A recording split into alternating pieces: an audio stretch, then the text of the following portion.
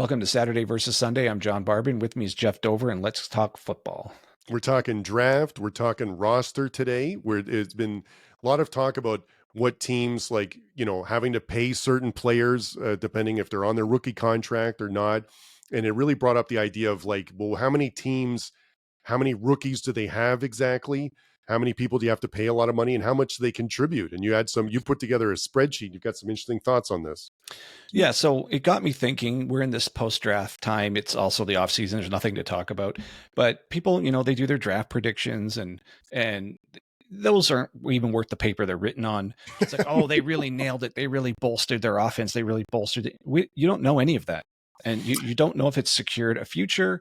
Right now, every single player is in a state of potential. It's like Schrodinger's player. We don't actually know if they're going to turn out. They could be busts.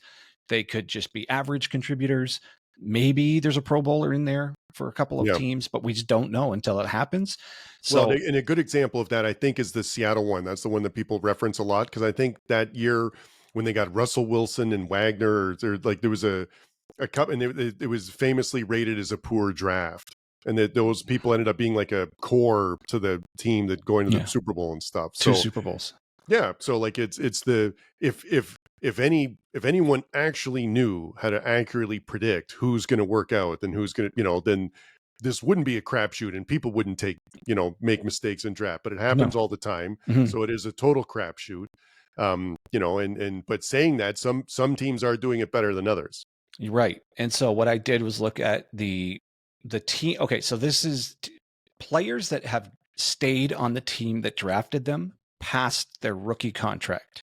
Okay. Now that's the decent proxy for having hit a quality player who's good enough and contributes enough on your team that you want to give them another contract. Yeah, because those people, you can negotiate earlier with them, I believe, right? But so they don't become like a complete unrestricted free agent. It also means that they weren't injured, and they've been producing, and that you want to spend the extra money to keep them around, and because they're making a significant difference. So if you have the number of players that have gone that you keep in the second contract that you drafted, would be a good sign of a successful team. I think so. And the numbers bear it out. So on average, I did a bunch of research on this. On average, one player per draft class makes it to a second contract. For one team, like for that particular across team. the NFL. Yeah. Wow. So out of 7, well, obviously 7 picks, sometimes you have a couple more, sometimes you have a couple less if you've traded picks and stuff. So let's just still call it 7.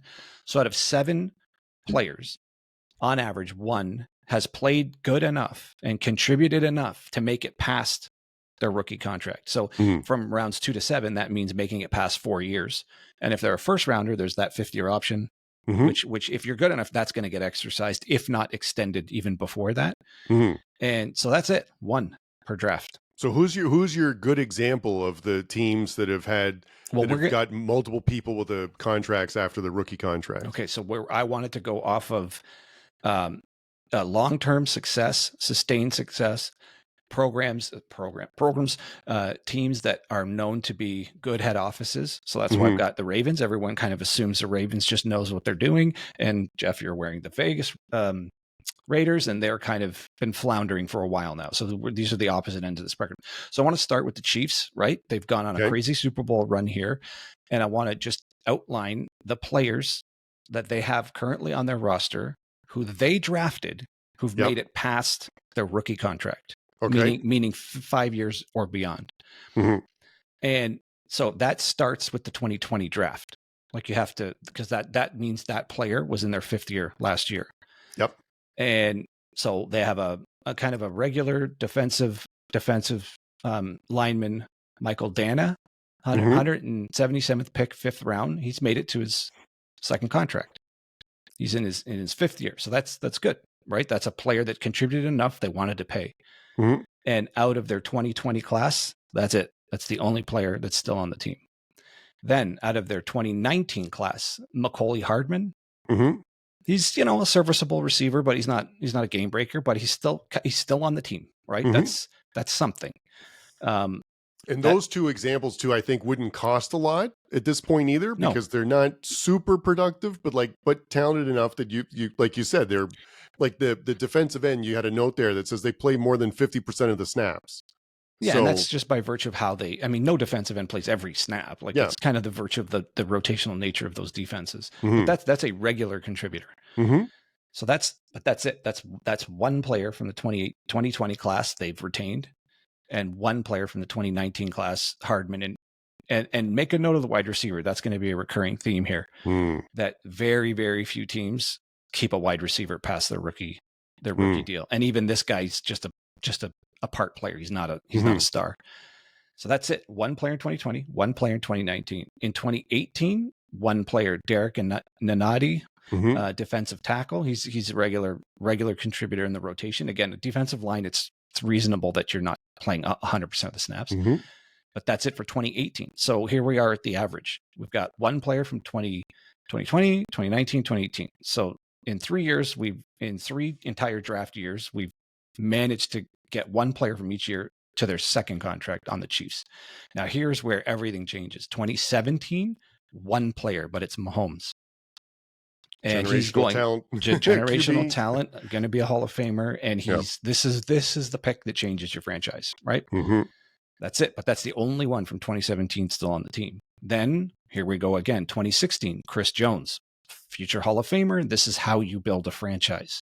And these are tentpole, like foundational core positions, like a lights out defensive lineman, whether it's a tackle or an end. I don't even know what you call Jones. He can do whatever he wants on the line.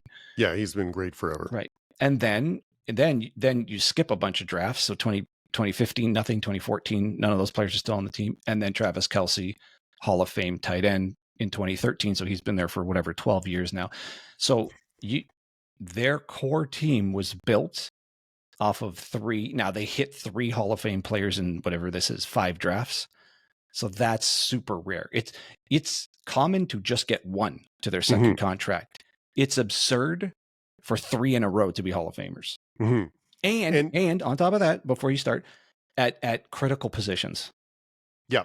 Critical positions. And the only thing I was going to add to that is that none of them were a number 1 pick. No. Right. So Mahomes was picked 10th. Chris Jones was picked in the 2nd round in the 37th pick. And then Kelce was picked in the 3rd round. Right. So that would have been, very reasonable rookie deals, right, before they've had to up the money for that too. So, but yeah, like you said, in defensive end QB and a Hall of Fame tight end who's going to, crush the reception record, like that's a really good way to build a team around. And when you see Kelce and Mahomes kind of function out of one mind, they've been playing together for 8 years. Yeah. So there's a reason why they know where the other guy's going to be on the field before they even get there. It's like there's something to be said for that continuity. But when you look at this, that's it. There's 6 players who've been on this team longer than 5 years. That's it. Well, and the way I was going to go with this is that I was really interested in the number of people who are contributing, but also the number of people just on the roster in general that have been there, 3 years or less, because those are all rookie deal people and they'd all be very reasonable salary at that point. Right. So if you're a good team and you have more people on the 3 year or less roster part, like that'd be good for you, like financially, that's going to help offset some of those big contracts that you're going to have at the end. So on average, as I'd say, it's between like 32 and 35 seems to be the average based on your research and your spreadsheets. But the Chiefs have 39 people like that. Young so ones, they've got they're like 2 years or less, or like, well, I guess they'll be going into their 3rd year, right? Yeah. So it's 3 years or less for all them, and that's a big number. So like they've done a good job drafting in a large number of people for that young pool, which makes up like over half the roster. Yep. Right. And it's made up of that. And if you further subdivide the data, the average number of starters on any team that are currently within their rookie contract, and I'll take it to the 4th year, is about half. About 50% of every NFL's team's players that are starters are still within their rookie contract. Like it doesn't, I've never thought of it that, maybe this is like completely obvious to fan bases, but it's uniform across the league. And I was shocked when I saw that, because I think, at least my bias, and I'm assuming a lot of fans think this way, we just think about the stalwarts that are on every team. Like Mahomes, he's been there forever. It's like, Josh Allen, he's on that team forever. Lamar Jackson, they're the exception to the rule. Most of that team is turning over constantly around those core few players. Well, and that's where I thought you were going with this podcast originally, right? So originally when you were talking about how many people they've been on the team and what the turnover is like and who gets to the second year, I thought you were going to be doing a great Saturday, Sunday comparison in terms of the NCAA, because the NCAA used to be like people would be on the team for 2 to 3 years, you'd get to know them and things like that, and then there would be turnover. And I would have assumed that the NFL was more stable than that.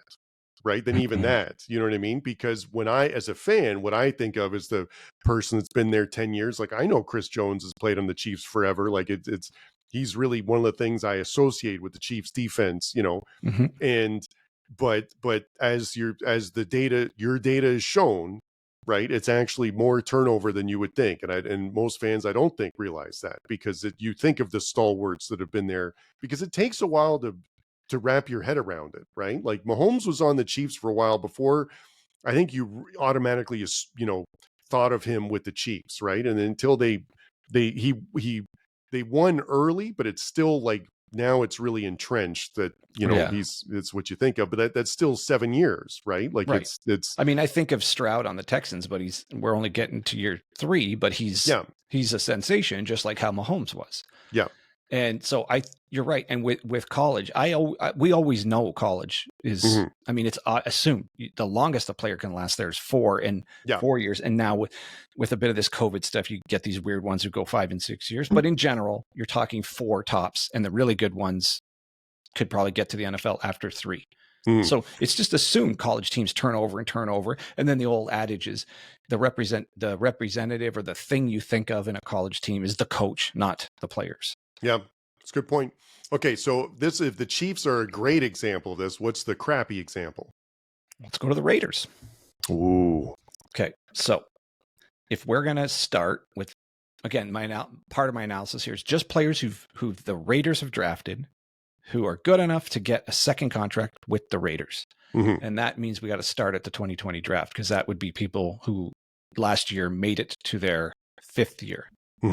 And in 2020, nobody they drafted is on the team from the 2020 draft. From the 2019 draft, Hall of Fame caliber defensive end Maxx Crosby, one of the tent peg positions you build a franchise around. Okay, so there's one. That's good. In 2018, Colton Miller, left tackle. He's basically a starting left tackle. It's not like he's hitting any Pro Bowls, but that's another one of the tent peg positions that you'll find if you do this analysis. You got to hit. And that's it. Yeah. Well, and again, so that was, and it's a good reminder for the drafting, right? So Colton Miller, really good, left tackle, first round 15th pick, which would be, like, in hindsight, that was an excellent place to get left tackle. It's going to be starting for you like 7-8 years. He's in his 7th year already. Yeah. So like you take that every time. That's right? A win. And yeah, that's a total win to get someone in the top 15, and then the Maxx Crosby, great example of 4th round, 106th pick, Hall of Fame defensive end. Like, they didn't know that going into it, right? That couldn't have been the plan, but like, when you hit on something like that, that's huge. So that's why it's funny, because the first round of the draft gets all the hype, but it's like, it's when the picks from the 3rd, 4th, 5th, and 6th round hit, that's really when it's gonna make a big difference with your roster. And again, so they've only had 2 people make it to the second contract ever, and they also have a large number of people, like 41, that are either 3 years or under, like, on the roster. So while that is really good for a good team, right, like the Chiefs we just talked about, maybe it's not so great for the Raiders right now, because they're not good, and that means some of these rookies have to turn it around, they have to be serious contender, like contributors for this to work. Right. And if you look at their draft history from the draft classes of 2020, 2019, 2018, 2017, 2016, 2015, none of the players they picked are on their team. Yeah. That's a very poor record. Like this, and I've done this analysis for most of the teams in the NFL, all of the bottom dwellers, this is what it looks like. They've got 1 or 2 players that have made it to a second contract. and that's it. Everything else is trades or free agents, which you don't build a core team like that. So the Ravens, we'll just do a quick look at the Ravens as another example of a team that most people kind of assume know what they're doing from a head office standpoint, seem to know how to like build a team. Yeah. So if you look at their starting at 2020, again, people who've made it to their second contract, we've got Broderick Washington starting D tackle. Matabuke, another starting D tackle, and they're known for a good defensive line, and it's kind of evident here. Malik Harrison, a multi-year starting linebacker. So, okay, you don't necessarily build your defense around linebacker, but you definitely build it around a line. And they hitting three players in 2020 or any draft is huge. Like one's the average, three is utterly outstanding. Yeah. And that, like you said, their defense has been one of their defining things. So to have two D tackles and a linebacker, that would be critical. And also I'd point out to where they were drafted. So the Washington Jr. was in the 5th round. The Matabuke is in the 3rd round. And so was Harrison, was also in the 3rd round. So like that is fantastic scouting, or, luck, depending on how you want to look at it, where they're going to, you picked them, you chose them. So going to their their second contract, and being significant contributors to the team. That's huge. Yep. But even you're not done. But no, even a team as good as Baltimore, nobody from their 2019 class is currently still on the team. So it wasn't good enough to get a second. Yeah. There's a couple that are listed here, but their backups are practice squad, so it's not even worth pointing them out. Then we go to 2018. They hit on Lamar Jackson and Mark Andrews. Yeah. So an MVP caliber and on his way to a Hall of Fame career QB and a multiple Pro Bowl All-Pro tight end. Again, in modern football, tight end is a tent peg position now, the way we play modern football. And obviously you have to hit your QB. So here we go again. This is starting to look a lot like the Chiefs. Jackson 1st round pick. But Andrews 3rd round, 86th pick again, nailing it in the mid rounds. Well, and even Lamar Jackson, there's the 32nd pick in the 1st round, right? So that which also reminds me of some of this most current draft where we had, Dart went later, and it's like, what does that mean, and things like that. But you could be good later on, right? So that was that was for sure. So and then going back to then the year before Jackson, Marlon Humphreys. Stalwart starting cornerback, another important position, and then Ronnie Staley, left tackle, who's been on the team for 9 years now. So this is how you build a team. Yeah, you hit your left tackle, you hit a corner, you hit you have to hit the QB, you hit a tight end, you hit half your defensive line and a linebacker. That's at all of those were good enough that they stayed on your team for a second contract. Like that's doing really, really well. Whereas we just discussed, the Raiders have a defensive end and 1 O lineman. That's it. Like that's not enough. It's not enough to build a franchise around. So you're just constantly cycling through, searching and searching. But the major thing that's absent on all the bad teams is a QB. All the good teams, you'll see a QB in here. All the bad teams, there's no QB that made it to a second contract. And just to round up, you had another interesting point when they're looking at your research here about there's a team that only has one person signed the second contract, as far as I can tell, but they have a lot of contributors who are starting, who are still on their rookie deal. So that's a case where we think this team might look like the Chiefs or the Ravens in a few years, right? If all these people are still contributing, and that'd be the Texans. Yes. Let's get over to them on the spreadsheet and have a quick look. And the other one I want to point out is the Detroit Lions. They're very similar to the Texans, where they've hit an absurd number of players in a recent draft. So if we go back and look at the Texans, as you stated, there is one player, Titus Howard. He's a offensive lineman. Again, that's the one you want, but that's the right tackle, important position. Right, but it's the only one who's made it to a second contract. So out of the 2019 draft. Yes. So 2020, the 2020 draft year, nobody's on this team. 2019, just him. 2018, nobody. 2017, nobody. So that's years and years of drafts where none of those guys are good enough to get to a second contract, or that your team, your administration viewed them as good enough to want to retain. They could be on another team doing fine, but your team didn't even view them as worth it to go 5 years. The other thing that's I've really liked about this exercise is is like now when I see it listed that someone's been there for like 10 years, I'm like, oh, what an old timer. But that's what, like, to your point before, those are the people that everyone thinks of, like, as you know, Yeah. like the Chris Jones or something like it. You wouldn't necessarily think so. Like, just looking at this, I remember I was scrolling down. I'm like, 11 years. Who's been there that long? And it's Robert Woods, is a wide Yeah. receiver, Yeah. right? Like, and I was like, oh, old man Woods, but he's actually, it's not like that shouldn't. I thought there'd be more people like that, and it's like that's the only one that's been. One I know, per so which team. is crazy. The Texans are one of the this is the only way to do it. If you don't have, they've got one person that signed the second contract, but the reason why it's working is how many people are regular contributors that are on their rookie deal. And they've hit a bunch. So in 2021, third round pick Nico Collins is now a stud number one wide receiver. Yep. And in 2022, Christian Harris, starting linebacker, Damian Pierce, a regular contributor running back. He's, obviously Mixon's ahead of him now, but he's still a kick returner running back. Then Jalen Petrie is a stud safety who I think's headed for multiple Pro Bowl years. He got hurt last year, but he was really coming on. Then in 2022, they hit Derek Stingley. Yeah. So, I mean, that is a monster class, hitting a linebacker, running back, safety, and a cornerback, and all of them contribute. And two of them are headed for Pro Bowls. No. And then in 2023, they hit Will Anderson, Tank Dell, Dylan Horton, a rotational defensive end, but fine, he's still a contributor. And Jared Patterson and Juice Scruggs, both O linemen, and then the jewel of it, CJ Stroud. But they also hit Henry To'oTo'o. All of that in one draft. Yeah, that is the average. 2023 draft. The That's average crazy. is one to make it to a second contract, but also that by definition that means one is a regular contributor for the 4 years of the rookie deal in order to earn the second contract. Here you've got 5 out of one draft class. That's absurd. Yep. And if Tank Dell didn't blow his leg up, he probably would have been a Pro Bowl caliber. Well, he is a Pro Bowl caliber receiver. It's just unfortunate he got his leg blown up.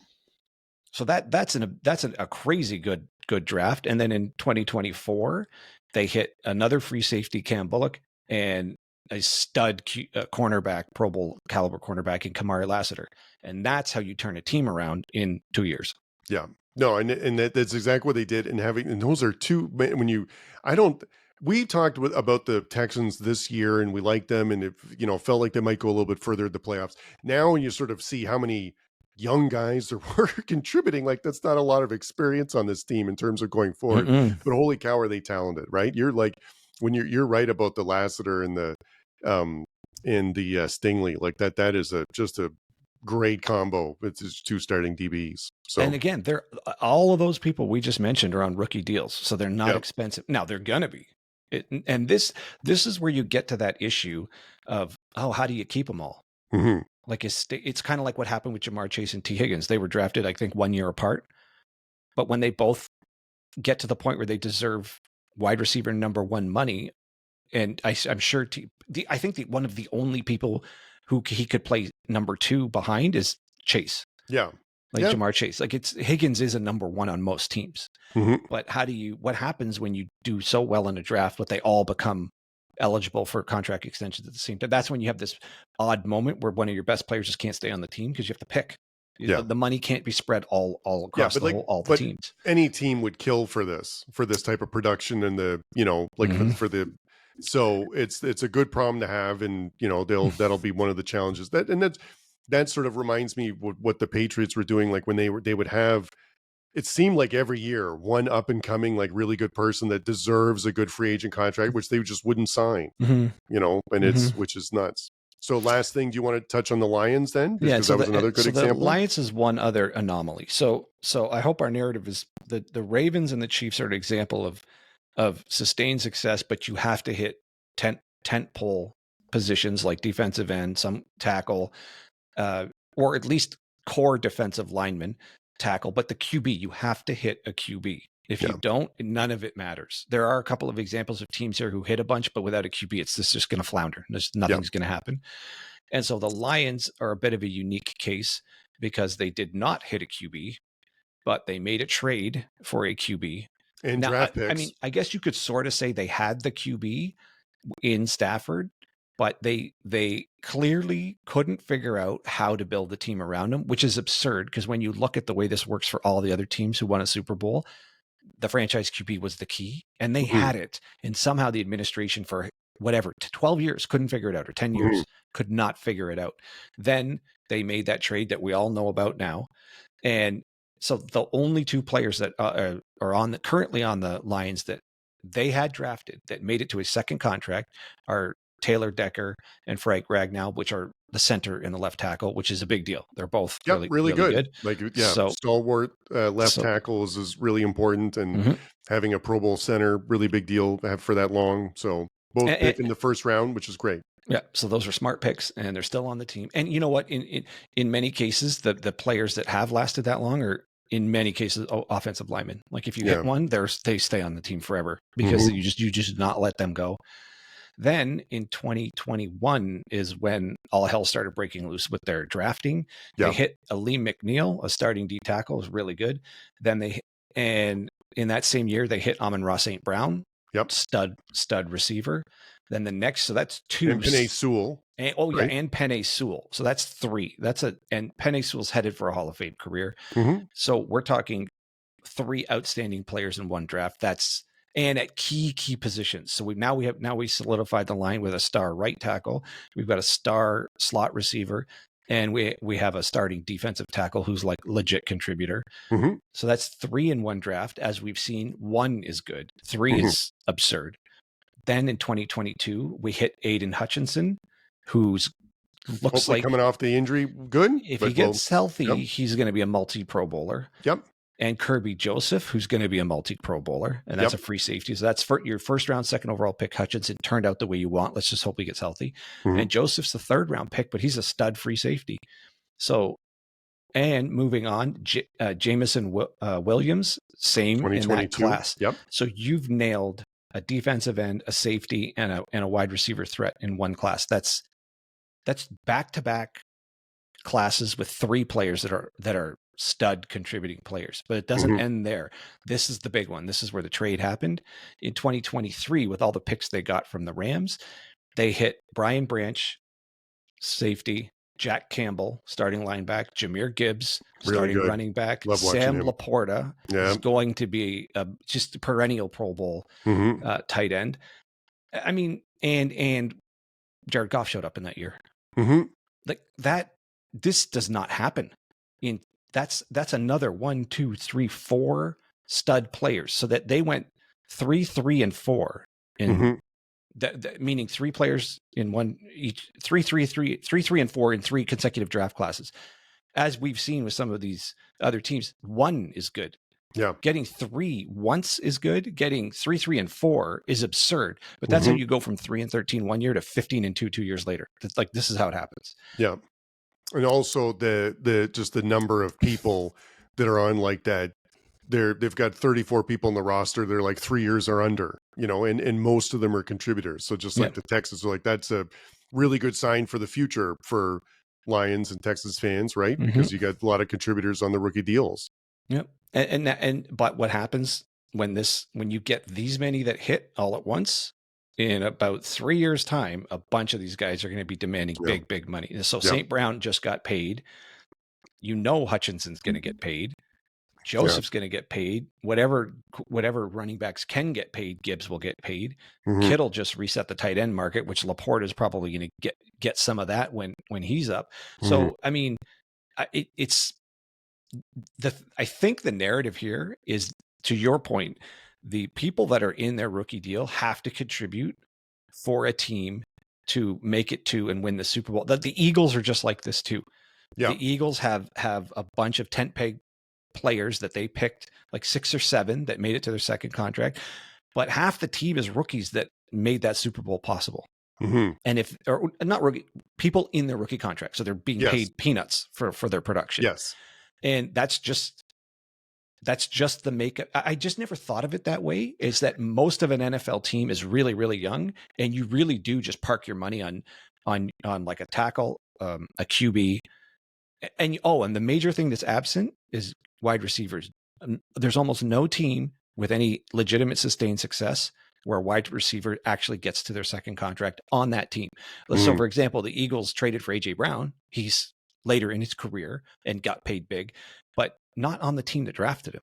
Yeah. And it doesn't seem to persist through all of the best teams that a wide receiver is really ever one of the longest lasting players on a team. It doesn't add up when you look at the data.